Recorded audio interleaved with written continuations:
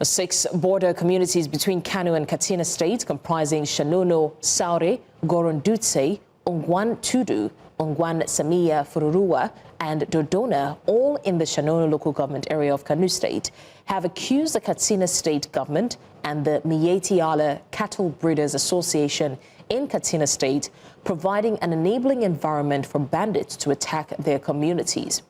Residents of the community say that neighboring Musawa local government area of Katsina State have signed a peace deal with the terrorists, allowing them to use the local government area as a launchpad to carry out attacks in neighboring Kano State communities. 6 border communities between Kano State and Katsina State are crying out for help. They say they are under attack and that the situation is getting worse by the day. These communities, Shanono, Angwan Tudo, Angwan Tamia Farinwa, Dodona, Sauri, and Gorodutse, all in Shanono local government area of Kano State, have accused the Katsina State government and the Miyetti Allah Cattle Breeders Association of Nigeria of helping or protecting the bandits who come to attack them. My people, this story is serious. If you are watching right now, please like this video, subscribe, and stay tuned as I break down what is really happening and why everyone should pay attention. Now, let us understand this issue clearly. Residents of Sauri community in Kano said the bandits who come to attack them are not from Kano. They are coming from the Musawa local government area of Katsina. According to the people, the Musawa community has allegedly entered into an agreement with the terrorists and bandits. The deal, they say, is that Musawa will not be attacked again as long as the bandits are allowed to pass through and use their land as a safe haven. In other words, whenever the bandits attack communities in Kano, they can run back across the Gulbi River into Musawa and nobody will touch them. Now think about this, my viewers. If this is true, what kind of peace deal is that? Should a government or community sign a peace deal that puts its neighbors in danger? Tell me what you think in the comment section below. Should Musawa have agreed to that deal? Comment below and don't forget to like and subscribe as we continue. During one of the recent attacks on these border communities in Kano, the bandits rustled more than 1,600 cattle and even killed some residents. Imagine that kind of loss. Families crying, properties gone, lives cut short. But let me also give credit where it is due. The joint security team responded quickly that day. They clashed with the terrorists and neutralized 19 of them.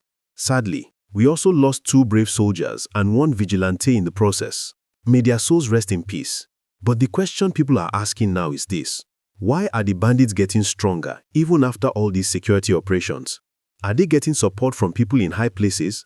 Some residents strongly believe that Miyetti Allah Cattle Breeders Association of Nigeria is playing a role in supporting the terrorists. They are even calling for the federal government to ban the association. But what do you think, my viewers? Should Miyetti Allah be banned if these allegations turn out to be true? Or do you think the group is being unfairly accused? Drop your opinion below. Now, let's talk about the Katsina State government. Many people are asking serious questions. They want the government to explain the motive behind negotiating with these terrorists. Why sign peace deals instead of using the power of the state to crush them? If the government is paying them not to attack, what message does that send? Doesn't it mean you are rewarding crime? These are hard questions, but they must be asked. If the government does not come out clearly to explain, people will continue to believe that they are complicit, that is, helping or protecting the terrorists. And this is where it becomes more complicated, my people. The terrorism we're seeing today is not only about guns and killings. It is also political, economic, and social.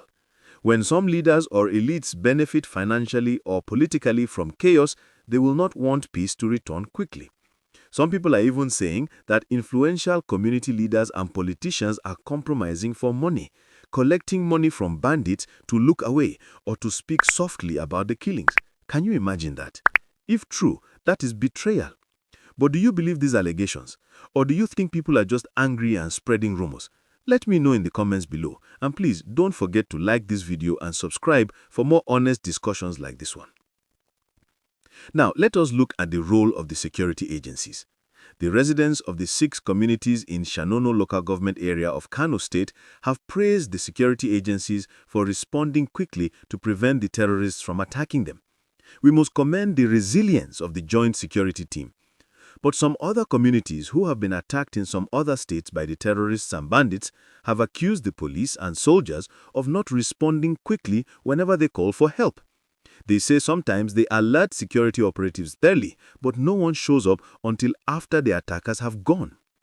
On the other hand, the security agencies say they are doing their best, but are struggling because they lack modern weapons and equipment. So who do we blame here?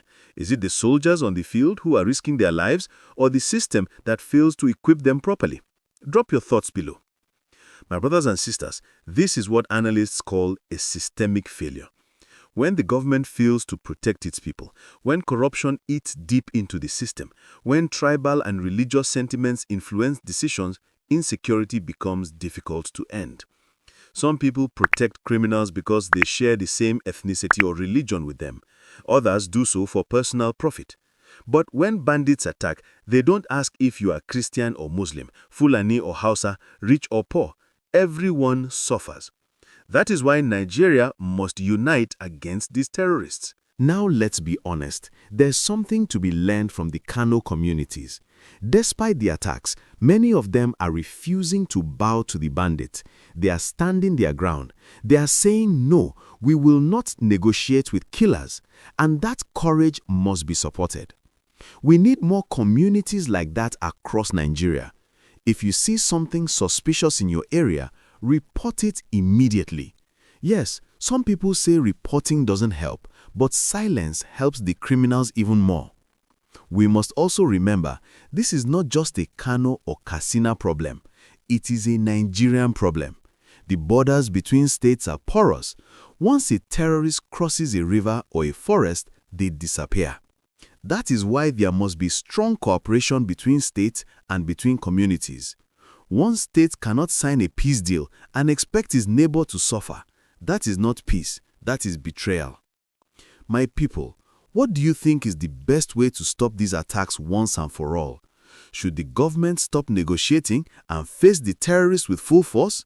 Or should they continue to make peace deals to reduce bloodshed?